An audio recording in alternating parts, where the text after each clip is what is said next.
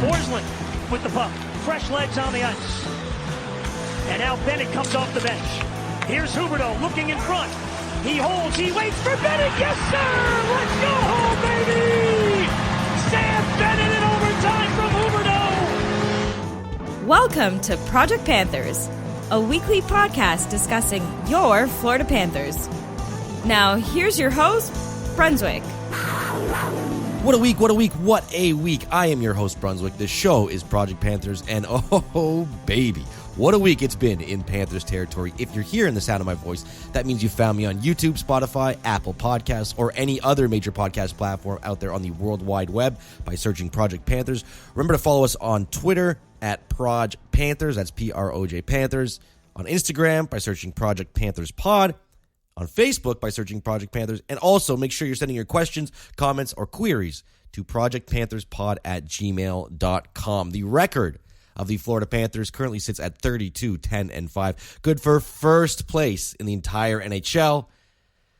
Honestly, I never, ever get tired of saying that. But they have played a few more games than most of the other top teams, so their top spot could change by the time they play again because they're off for 15 days straight, and they don't return to play until February 16th against the Carolina Hurricanes. The reason for this is that at this time was originally meant to be spent on break, as various players throughout the NHL, they were supposed to be headed to Beijing to represent their countries at this year's Winter Olympics, but with all the COVID issues persisting, not only is in the league, but worldwide, the league, they made the decision to not allow players to go play in the international tournament, and that combined with the postponements due to COVID in the NHL has led to the league rescheduling those postponed games within the Olympic/All-Star game window. Lucky for the Cats, they went largely unaffected by the Omicron wave, so none of their games were canceled or postponed, but this does result in an extra long layoff for the team, and I'm sure many of us remember back in 2019-20, in that season when the Cats went into their bye week in late January, having won 13 of their previous 17 games, and they were actually on a 6-game winning streak before they went into that 10-day break. They ended up posting just 7 wins in their remaining 21 games after that break to limp into the pseudo playoff series with the Islanders after the season got cut short and play resumed back in August. Listen, I know we're all hoping history doesn't repeat itself, but personally, I am not worried.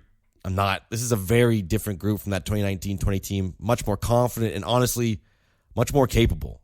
And with all that said, let's see how the Panthers did in their final games before the All-Star/non-Olympic break. Cats playing their first game of the week back north of the border again, this time in Winnipeg to take on the Jets. A couple of line changes for Andrew Brunette after the disappointing loss in Washington. Matt Kierstead drops out of the lineup with Chase Prisky getting called up from Charlotte earlier in the day and dressing for just his third career NHL game. Maxim Mamin also factoring back in for this one with Frank Vetrano going back to the press box after another disappointing game from Frank the Tank.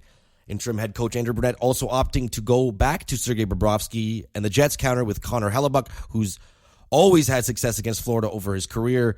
Brunette also choosing to change the lineup a bit for this contest, moving Maxim Mamin back up to the top line with Alexander Barkov and Carter Verhaeghe.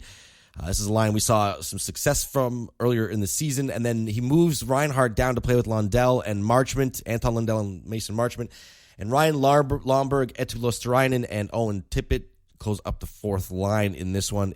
It does not take long for the Panthers to make their mark on this game because just 2 minutes and 9 seconds into the game, that newly formed third line makes it happen with some nice puck cycling along the boards before Marchment throws a hit behind the Jets net.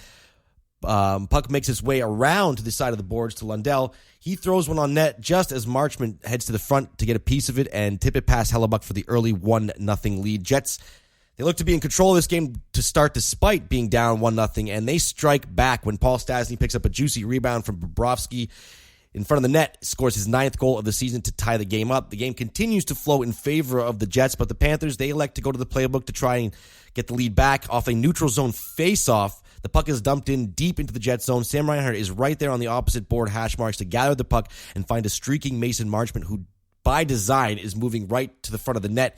He's got all the time in the world to snipe his second goal of the period, top shelf. over Hellebuck's shoulder. 2-1 Panthers as Marchment doubles his goal total on the season in less than 10 minutes of play in this game. But the offense, it continues.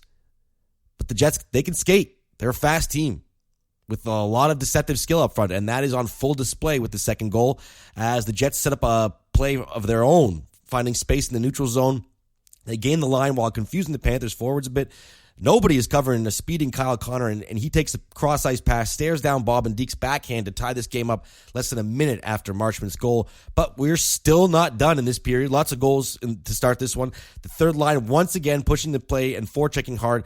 This time they catch Hellebuck off guard when he comes up to play the puck behind his own net. Reinhart gets a stick on his clearing attempt, resulting in the puck bouncing into the slot and on Mason Marchment's stick. He whips a turnaround shot towards the net that ricochets off Anton Lundell and into the back of the net for the 3-2 Panthers lead, restoring that one-goal advantage. A pretty crazy first period finally comes to an end with the Cats up one goal, leading the Jets in shots 14-10. Second period starts with the Jets continuing their offensive zone pressure on the Cats. Their effort gets them on their first power play of the game with Sam Bennett going to the box for interference right in front of his own net. Not sure if Bennett wasn't paying attention. As this call, it seemed a little pointless. I don't know what he was doing. I think he just had his head turned. Dubois was already covered. Bennett did not need to be where he was on the ice, so pretty careless penalty, but sometimes that happens, although Bennett is prone to those. Cats, they find themselves down that man, and they almost get out of it unscathed, but Jets rookie Cole Perfetti, he makes a nice play to find himself a lane to Pierre-Luc Dubois. He one times it past Bob 4 feet out from the net, and for the third time this game, the Jets have come back and tied it up. Not long after the goal, though, Panthers get a power play of their own, looking to take advantage of the Jets in their 30th ranked penalty killing, but the Jets, they look pretty decent on the kill, actually. They actually do. They get out of it without giving up too much. Special teams playing a factor in this one big time. Jets are kind of surprising on this penalty killing. I looked active. They were attacking the Panthers. You would not expect this to be a 30th ranked penalty killing. Thankfully, though, the Jets are not very good defensively. And that is just not a recipe for success if you're up against this Panthers team who they can score. And this time it's the top line's turn to pounce on the opportunity. The Cats gain the offensive zone when Barkov picks up a loose puck at the top of the Jets' blue line. He takes the man wide down low, throws it in front. The puck deflects back to Ekblad at the point, who takes a shot, and Verhaeghe is on the doorstep to smash home the rebound and restore the Panthers' 4-3 lead. Originally, it was thought that Barkov got the second assist on the goal, leading to his 500th point in the NHL, but the official scorekeepers awarded the second helper to Maxim Mammon, keeping Barkov at the 499 mark for the time being. Mason Marchment then takes a cross-checking penalty that forces Bob to come up with a huge save on the penalty kill, easily his best sequence of the night as he looks to sharpen up for the second half of this game. And he did. He really did. Panthers really doing a good job in the second period, moving their feet, creating speed through the neutral zone. This causes the Jets to sit back a bit defensively as they have to respect the Panthers' lead and the Panthers' offensive skill. And Florida's managing to up the ante on the forecheck after they gain the zone with all that speed. The results is an offensive wave that continues to come at Winnipeg. And in turn, they are forced to take a penalty because they're put into situations where they can't perform properly. And the Panthers, they get plenty of chances to beef up their lead, but they can't quite take advantage of that penalty. As the second period ends, the shots do sit in favor, 23-22 in favor of the Panthers, despite at one point being 19-10 in favor of the Jets early in the second period. So great turnaround from the Panthers after a shaky first 25 minutes or so in this game. Brandon Montour takes a penalty 3 minutes into the third period, forcing the Cats back into defensive mode to try and preserve the one-goal lead. Bob comes up with big saves on the PK, and the Cats get out of it. Both Bobrovsky and Hellebuck really shutting the door down in the second half of this game after a very busy first half for the scorekeepers. 5-on-5, though, the Panthers are all over the Jets, skating much harder than Winnipeg, moving the play up and down the ice quickly. Not a lot of east and west movement from the Cats, just efficient play to get the puck deep as quickly as possible and burn time off the clock while sustaining pressure. Winnipeg really only able to keep their own sustained pressure in the Panthers zone when they're on the power play. But at even strength, the Cats are dictating much of what happens on the ice. Big, like I said, a big turnaround from the first half of this game. Jets, again, as a result, cannot keep up, and they have to take another penalty. The Cats get a chance to pad their lead once again, and maybe look to close out this one, but they really don't get a lot going as the Jets' penalty killing is impressive once again, and they pretty much spend the whole time clearing the puck for most of the 2 minutes. So, but thankfully, the game returns to 5-on-5 where the Cats are shining, and not long after the power play ends, obviously, the Panthers, they add to their lead. When Duclair, he gets on a 2-on-1 with Bennett, he sends it to the net, and Bennett is there to scoop up the rebound to bury his 18th goal of the season. This gives the Cats their very first 2-goal lead of the night. I got to give props to Andrew Brunette and the coaching staff in this one. There was a very obvious adjustment to the Panthers' offensive play in this one. We saw the Cats getting stifled over and over again in the Seattle game on Sunday, constantly forcing the puck to the middle of the ice where the Kraken had active sticks and plenty of bodies to not give space in those high-danger areas. In this game, the Panthers have kept most of their indirect offense on the perimeter, cycling the puck down low and around the end boards. In turn, this draws the Jets players to the boards to try and make the play. This opens up space in the middle of the ice where the Panthers are making their passes and creating chances for themselves. On top of doing the great job of baiting the Jets by giving them a false sense of space in the neutral zone, the moment the Jets get to the Panthers' blue line, 3 guys are stepping up onto the puck carrier and suffocating the play almost immediately. A dominant effort from this group in the second half of this game. As the time expires, clock runs out, game finishes 5-3 Panthers. They finish 3-2-0 on the road trip and return back home first place in the NHL. Bob was so stellar in the second half and really held on tight for the team to get the win. Great game overall for the Cats, really, despite that bit of a turbulent start. Panthers finally back home after the 5-game trip back in Sunrise, where their success has been very well documented this season. The most wins on home ice in the entire NHL and sitting at a record of 21-3-0 in the Florida Live Arena. Both of these teams skating hard and fast up the ice. There aren't a lot of teams that can skate with the Panthers on any given night, but the Golden Knights of Vegas are definitely one of those teams. Before puck drop, we learned that Maxim Mammon had been placed on the IR. So in his place, Frank Vetrano getting back into the lineup, another chance to prove himself and get a steady role in there. No other big changes from interim head coach Andrew Brunette, but the Cats do welcome Gustav Forsling back into the lineup after missing a few games due to COVID protocols. Great to have Frosting back, and Spencer Knight gets the nod in net, giving the night off to Bobrovsky. Vegas electing to go with Robin Lehner in their goal. Some Panthers also seeing former teammate Evgeny Dadonov on the opposing team for the first time since he didn't re-sign with the Panthers and went to Ottawa before getting traded to Vegas in the offseason. Dad's had some pretty good seasons with the Cats and scored some beautiful goals in the slot. He was a fun player to watch when he was on. I enjoyed his time with the Cats. I really did. Although those teams didn't enjoy the best success, he was fun to watch. Him, Huberdeau, and Barkov, they were a really exciting line. This game starts out well for the Cats.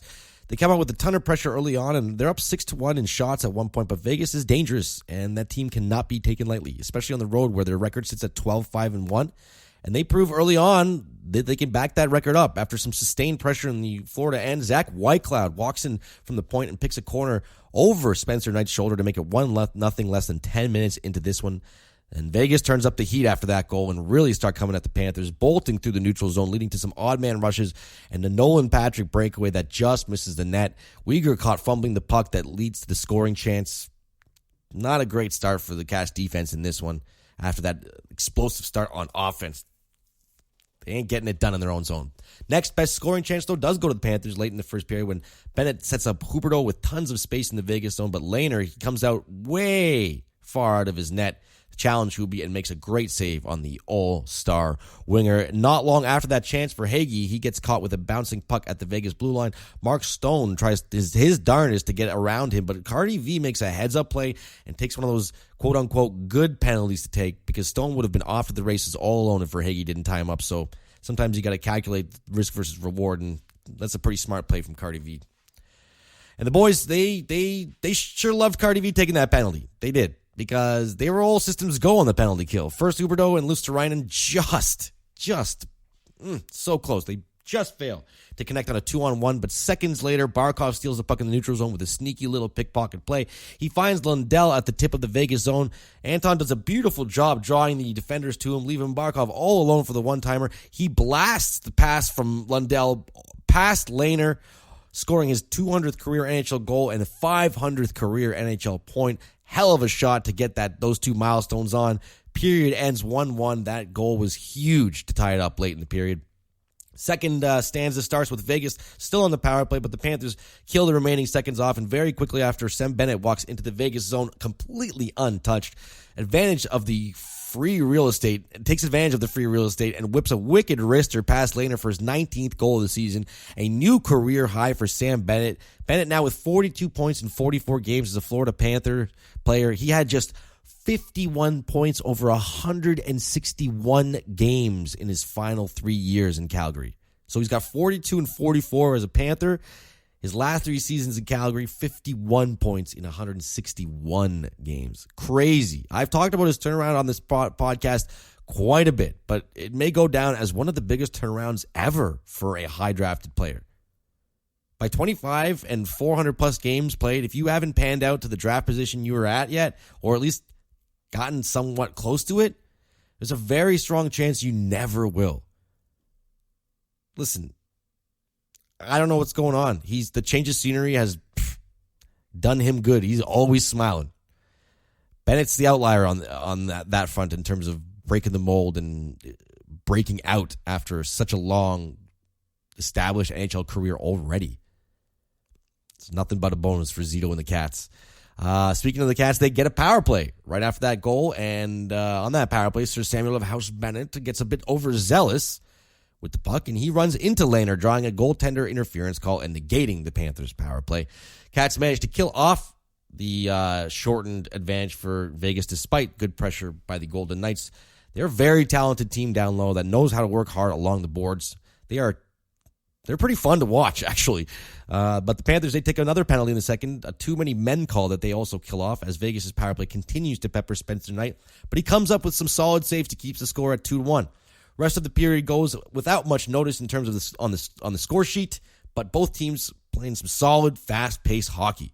Really feels like a playoff-type matchup with both squads playing tight, but doing their best to use their speed to get the upper hand. Vegas is easily one of the best opponents that the Panthers have faced this season. The second stanza ends 2-1 in favor of the Cats. Third period starts out with some fire. Both teams flying out there to try and dictate their own pace of the game. Vegas is really good at turning around and darting up ice after a turnover, much like the Florida Panthers. These teams play such a mirrored style of hockey. I feel like you could swap jerseys on some of these guys, and it would be hard to tell the difference which team is which, honestly.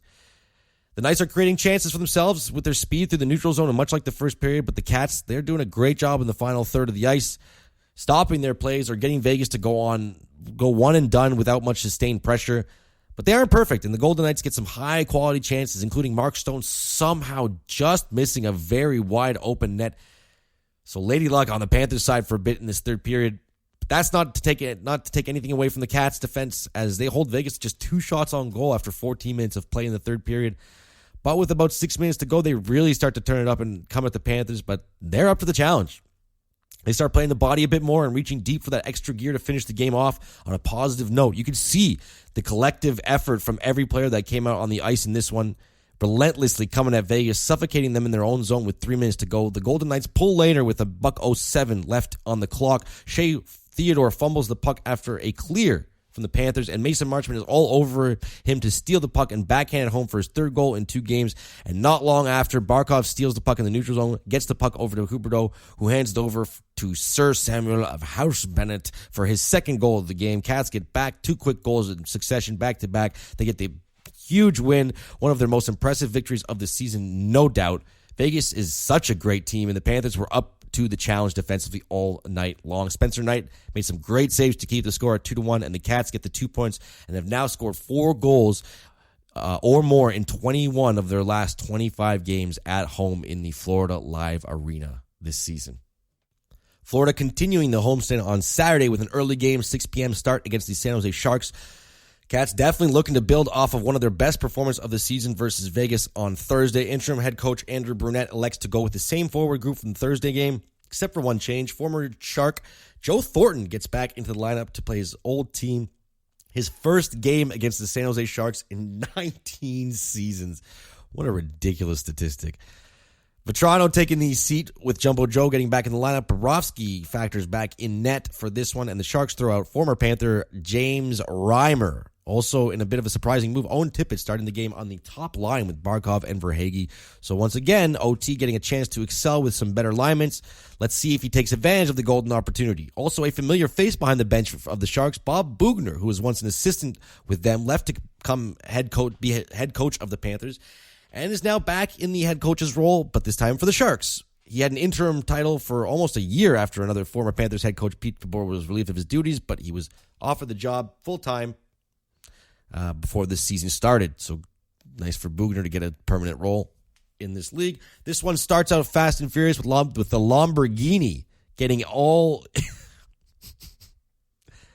Sorry. It's about family. Getting in all alone on a breakaway, but Reimer makes a great save. Lomberg takes a minor penalty for embellishment after Brent Burns gives him a hook. So the teams move to 4-on-4, where the Panthers get the two of the best chances, but Optimus Rhyme is there to make these saves to keep it scoreless. Just over 6 minutes into this one, Thomas Hertl takes a pass down low and moves into the front of the Panthers' goal. He catches Bobrovsky trying to poke check, goes 5-hole. Bob's a bit of a weakness. His weakness, his 22nd goal of the season. Cast down 1-0 less than halfway through the first period. Bit of a defensive breakdown for Gudas on this one as he gets caught spinning in place and watching the puck not really taking anyone, which in turn gives the Sharks a ton of space, giving Rudolph Balcers plenty of time to see Hertl and make the quick little pass that leads to the goal. Panthers, they keep the pressure up, but as the period wears on, the Sharks start getting momentum back in their favor. Anthony Duclair takes a goaltender interference call with under 5 minutes to go in the period. And on that power play, Jonathan Dahlen walks in all the way from the point with plenty of time, and he beats Bobrovsky with the wrist shot for the 2-0 San Jose lead. Panthers down 2 goals or more for the first time since mid-December against the Los Angeles Kings, a game in which they went on to lose 4-1. But they were also basically dressing the entire Charlotte Checkers roster in that game. So I don't know how much that matters at this point. Panthers, they don't get discouraged, and with under a minute to go, Sam Reinhart finds Gustav Forsling open in the slot, and Frosting snipes it home for his second goal of the season, back in the lineup for his second game in a row and gets on the board. Ekblad hits the post with 10 seconds left after that, but the period ends, 10 seconds left in the period, and it ends 2-1 with the Cats outshooting the Sharks 17-5. So quite an offensive period from both teams to start this one. Sharks come out with purpose in the second period, and they are circling the Cats in the deep end from the moment the puck drops on the second stanza, and eventually their persistence is rewarded with a goal when Jonathan Huberdeau loses his assignment in his own zone, allowing Matt Nieto to get behind him, and Nick Bonino finds him in the slot to one time at a home pass Bobrovsky to quickly restore the 2-goal lead for the Sharks. Not a great play defensively from Huberdeau there, but it happens. It happens, especially when you're leading the league in points. Cats continuing to press throughout the second period, but they really aren't creating that many high-scoring opportunities. The stats may appear to show that the Panthers playing a decent game and just not getting the bounces, but truthfully, they aren't really creating enough high-danger chances for themselves and giving up far too many of their own. Sharks are really trying their damnedest to slow the game down, much like the Kraken did last Sunday. I think they watched some serious game tape. This falls right into their game plan and limits the Panthers from using their best weapon as a team, their speed. Panthers, though, they don't get discouraged. That's what they do this season. They don't get discouraged. As we've seen countless times over the last couple of years, this team just stays relentless with their attack. If the opposition gives them space, they will take it and utilize it no matter what the deficit is. It's tough for this group to get discouraged. It really is. For a while, for a whole game, it's just like impossible. Maybe like 10 minutes here, 10 minutes there, but for a full 60 minutes, it does not happen. And it showed almost instantly to start the third period, with Huberdeau and Barkov reunited once again to try and spark the offense for the Cats. The Cats cheat code works right away. Less than 90 seconds into the final stanza, Barkov takes a pass from Hubie and effortlessly one-times it over Reimer's shoulder to cut the lead to 1. But hockey is hockey. And just because you want things to keep rolling a certain way doesn't mean they will. Lucas Carlson takes a tripping call not long after the goal in front of his own net, trying to prevent a dangerous scoring chance in front of Bob. So he goes to the sin bin for 2 minutes. Cats do a good job keeping the Sharks outside for almost the entirety of the penalty, despite all the impressive puck movement. But with only 23 seconds to go in the man advantage, Jonathan Dahlen, hear that name again, finds an opening and rips it over the shoulder of a well-screened Sergei Bobrovsky to restore the 2-goal lead for the San Jose Sharks. We sit at 4-2. But seemingly, almost right after that goal, Carter Verhaeghe picks up a loose puck in front of James Reimer after he can't control a couple of his rebounds, and it's back to a 1-goal game. Or are we? Well, the Sharks, they check the replay, and clearly they don't like what's seen on the play, and they challenge it as the offside call is victorious for them, and no goal for Verhaeghe. We're still at 4-2 Sharks. That's okay, though, because as I said earlier, these Cats, they are relentless. They do not stop. This time it's the third line getting in on the action with some strong forechecking down low that forces a terrible turnover from the Sharks that Reinhart jams at until it eventually pops out in front of the Reimer, giving Mason Marchment the chance to poke at it himself. And this time it goes in. This one's going to count, and we are officially back to a one-goal game on Marchment's fourth goal in his last 3 games. Cats, again, they ain't stopping. They ain't stopping. Chug-a-lug, chug-a-lug, chug-a-lug, chug-a-lug, chug-a-lug, chug-a-lug, choo-choo!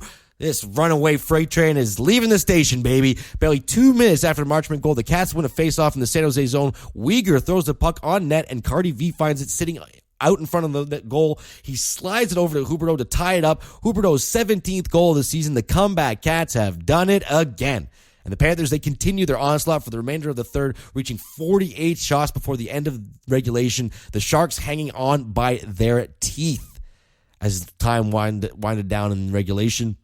Overtime starts, and just over a minute in, Jonathan Huberdeau set up in Gretzky's office behind the net. Sam Bennett, as you heard on the intro today, he's battling in front, and Hubie finds a seam in front of the net, and Sir Samuel of House Bennett deems this evening victorious for the Panthers of Florida when he slams it home, his 21st goal of the season, completing the comeback Cats and beating the Sharks 5-4, improving to 23-3-0 at Florida Live Arena this season. Sharks were 15-0-0 when leading after 2 periods, and they were up after 40 in this one, so nice little stat breaker there for the Cats as they walk away with the victory.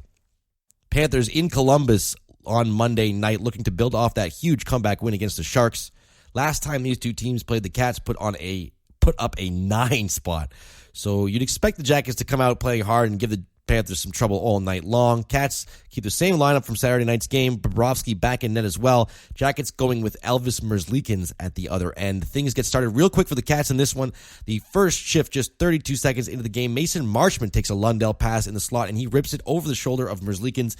And very quickly, it's 1-0 Panthers, just 32 seconds in. This third line picking up right where they left off in the San Jose game. And boy, do they ever have something special going on right now, because on their very next shift, barely 3 minutes into this game, they get some good pressure on the Jackets. Marchment battles for the puck behind the net and finds Lundell all alone on the side of the net. He chooses to go the selfless route and makes a Lundellicious little pass to Reinhart, who is also standing all alone on the other side of the net, and he shoots it past just a desperately sprawled out Elvis to make it 2-0 Florida. This Lundell, Marchment, and Reinhart line taking advantage of some atrocious Columbus defensive coverage, and they make them look silly in the process. The Blue Jackets, though, they won't lay down. As they get one back when they throw one on net that Gustav Forsling gets a piece of for his 12th goal of the season, Columbus has suddenly cut the early deficit in half. They continue the pressure and get rewarded with a power play, but Bobrovsky makes a couple of solid stops against his former team, and the Cats kill it off before Andrew Peeke takes a 2-minute minor penalty of his own. That gives the Cats their first power play of the game, and they waste no time. As less than 30 seconds into the man advantage, Barkov is in the right spot to pick up a Huberdeau rebound, and he rips it past Elvis to restore the 2-goal lead for the Panthers, Barkov's 21st goal of the season.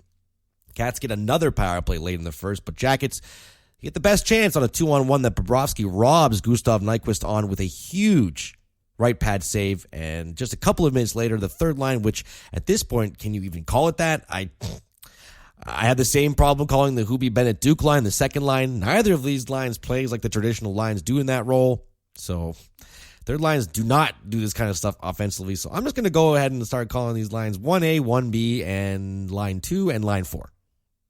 It's line 1A, line 1B, line 2, and line 4. That's what I'm going to go with. That's it. We'll just skip the whole third line altogether. How's that sound? Yeah? Anyway, the second line does not slow down as they get space entering the Columbus zone. Lundell finds Marchment on the left wing, who proceeds to make a dart of a pass to Sam Reinhart, streaking in on the right wing, and he redirects the pass over Elvis, making it 4-1 Panthers.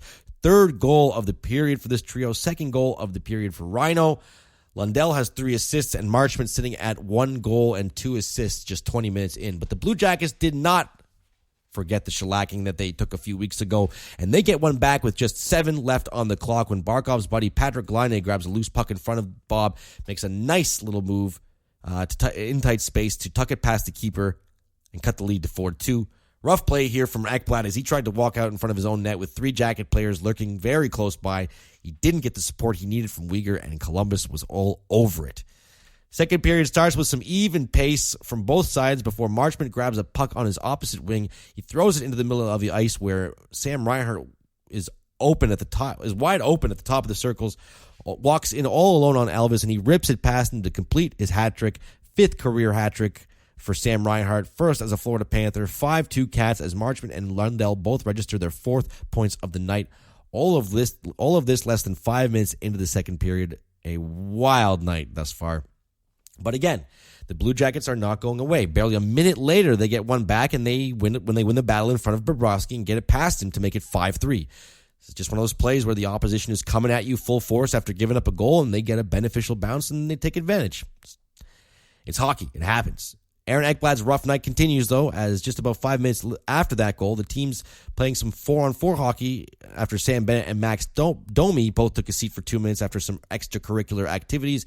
The Jackets are pressing Ekblad and Uyghur, and number 5 makes a careless clear pass that bounces right off of Laine's skate and onto his stick. He walks in on Bob and beats him for the second time in the game.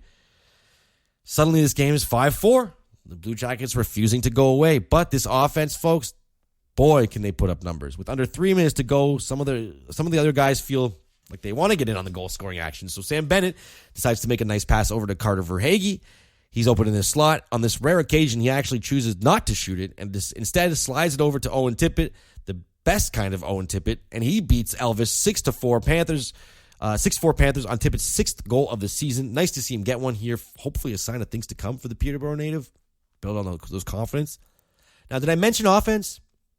Yeah, these guys can score. Holy shit. Just 15 seconds later, with the PA announcer still announcing the Tippett goal, Mason Marchment grabs the puck after the Blue Jackets fumble it in their own zone. He finds Uyghur creeping in from the point, and he snipes it past Elvis Merzlikins to restore the 3-goal lead.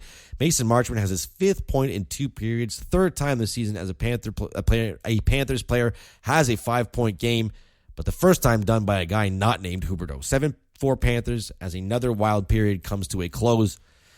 Jonas Korpisalo relieves Elvis Merzlikins of his duties. I'm pretty sure Elvis was more than happy to get off the ice for the 3rd period. In this one, a career night for Mason Marchment, and it continues when his line gains the Jackets zone, and not even a half minute into the period, Reinhart takes a Lundell pass on the right wing, shoots it across to Marchment in the slot, and he rips it past Korpisalo for his 2nd goal, 6th point of the evening, tying a Florida Panthers record set by former captain Olli Jokinen back on March 17th, 2007, so almost 15 years ago.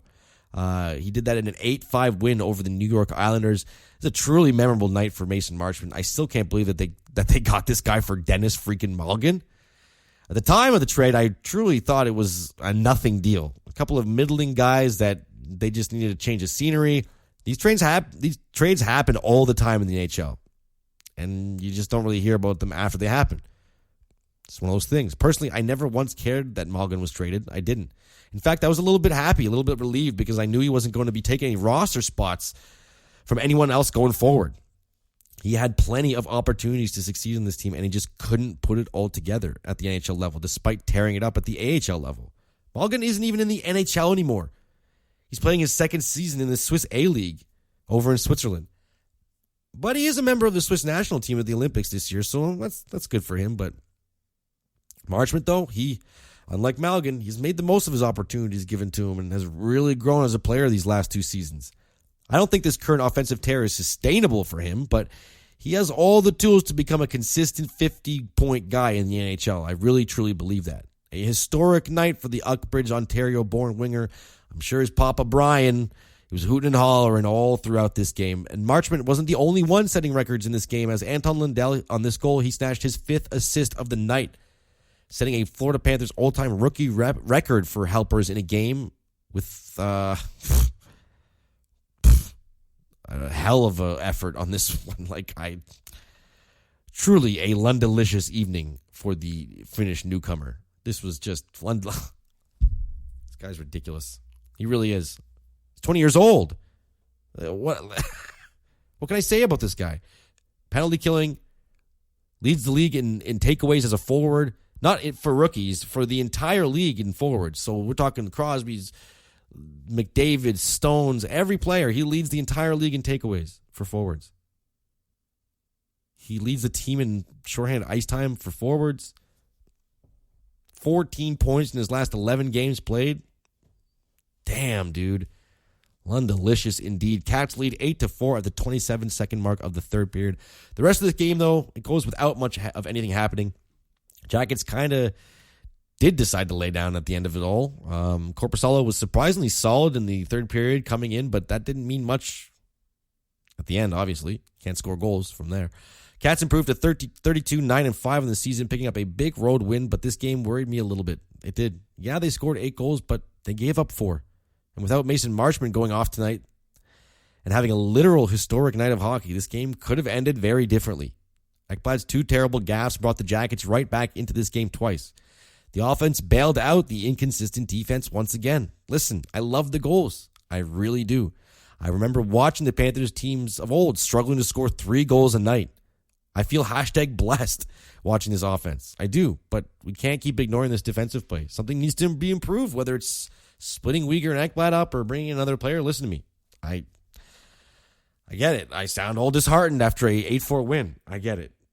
I don't need to, but I think it's important to ground ourselves after games like this. The win was nice, but they gave up 4 goals to the Blue Jackets. Shouldn't have been this close. I mean, it doesn't look like it was close, but at one point it was 5-4, right? So, Panthers playing their final game before the long 15-day break in between games in the Madison Square Garden, taking on the Rangers.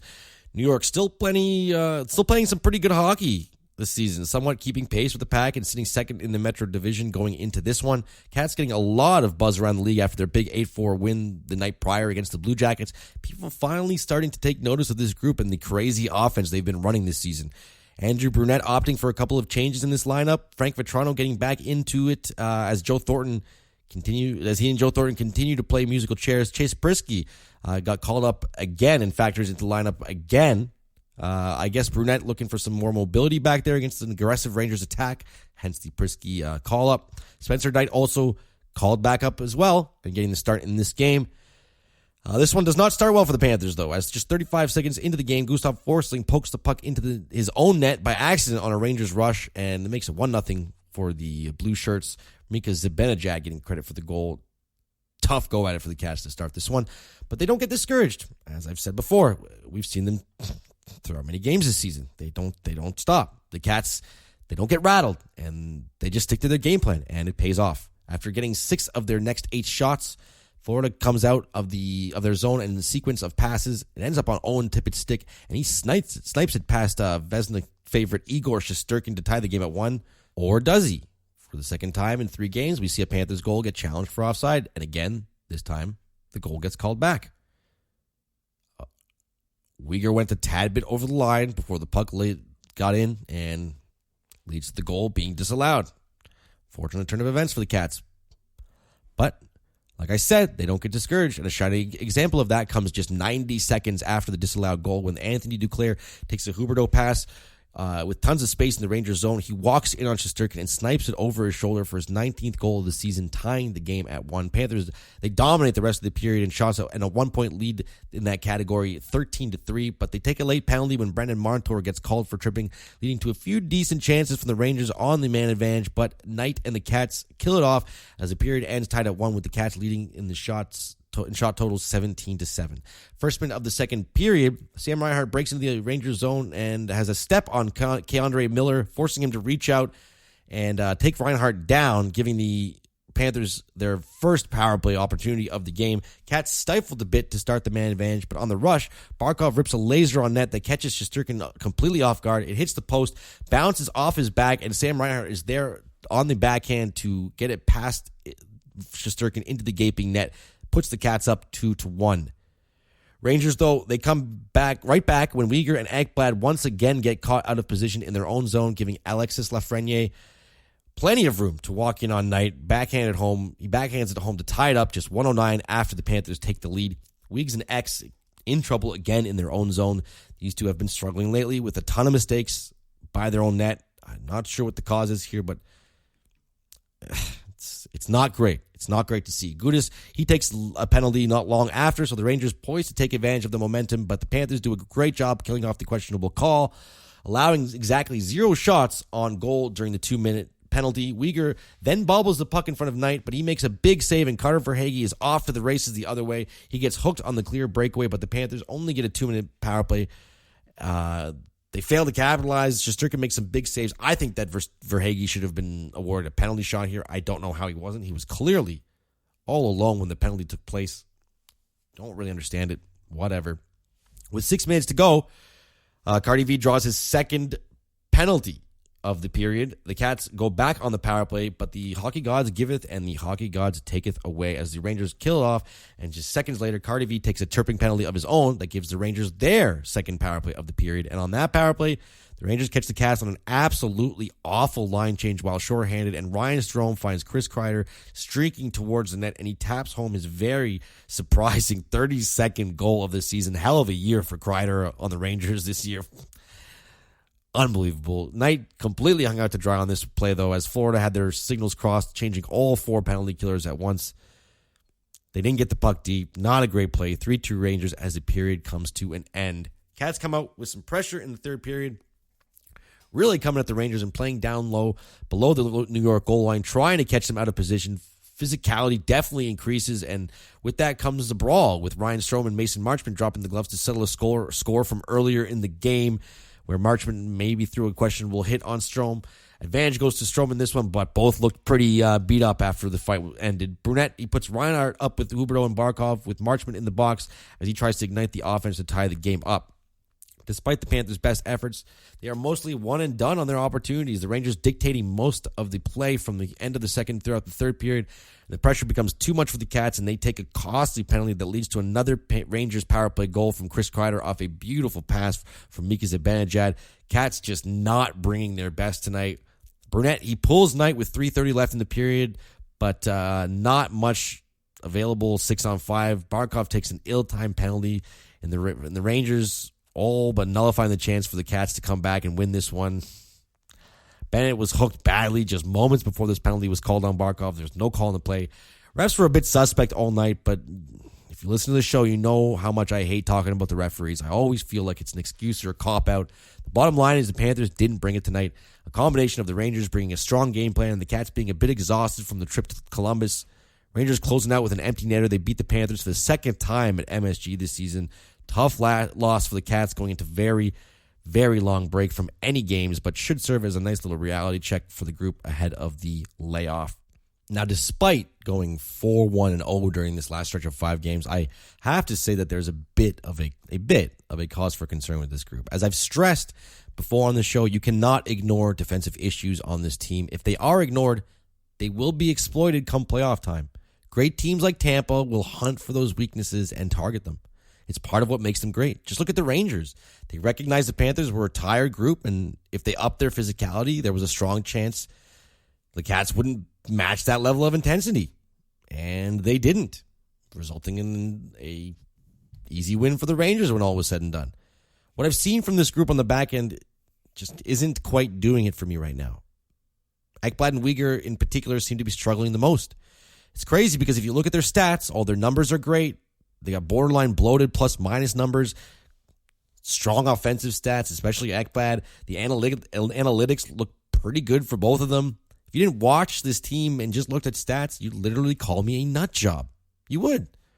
But I do watch the games, all of them, and they've seemed off for the last couple of months, I'd say. I know I've been hard on Gudas and Montour at times, but I think that they're sometimes asked to do more than they can out there. Especially Butcher playing top 4 minutes. It's not a slight against Butcher, but I just think he's the ideal bottom pairing guy on a Stanley Cup contending team. I really do. But with Weegs and Ek, the mistakes are more evident, glaringly obvious when you watch the games. And they're simple mistakes. Going up the middle with the puck, weak clearing attempts, completely losing positioning, and not paying enough attention to all the players on the ice. These are fundamental issues. It's a bit concerning. I'm not going to say it's very concerning, but because the team is 22 games above 500 and literally playing the best regular season hockey in franchise history. So obviously nothing about this team is very concerning, not even close. But again, the playoffs are coming. They're like Thanos, inevitable at this stage. The time to sharpen up this play, tweak out these, or work out the kinks, get these tweaks going. It's now. This cannot be procrastinated on. I don't know what head coach Andrew Brunette or general manager Bill Zito will do to try and alleviate the issue, but I know and you know if I'm seeing this issue and you're seeing this issue, then they most definitely have noticed it as well. But again, regardless of these concerns, they're still sitting at number 1 at the All-Star break. I ain't going to grow tired of that. I just ain't. But that's the show for this week. I am Brunswick. Thank you once again for joining me on this episode of Project Panthers. As mentioned, the Cats are on their break, long break, back in action on February 16th against the Carolina Hurricanes in Florida. They could very well pass the Panthers in the standings before this game, as they have 4 makeup games to play before they take on the Cats in South Florida. So they'll be primed and ready to go and in the groove of things again for this game. It's going to be a challenge for the Cats. Really hoping this break does the boys good. Let's guys like Hornquist get back to full health, cure whatever's ailing Barkov, whatever's always ailing Barkov. There's always something going on with him. And maybe we finally see Cookie back in the Panthers uniform, as Nola Chari was sent down to Charlotte for a conditioning stint, so he could be back for the game against Carolina. That'll create an even bigger logjam up front, so I wouldn't be surprised to see a move from GM Bill Zito in the coming weeks. Remember to do all the social thing, like and subscribe, follow. You can find me by searching Project Panthers on all your major websites. Remember to send your questions into projectpantherspod@gmail.com. I'd love to hear your feedback or opinions on the team. Same goes for Twitter. I love interacting with you online as this fan base continues to expand its footprint on the World Wide Web. This has been Project Panthers. I have been your host, Brunswick. Go Cats, go. Have a week.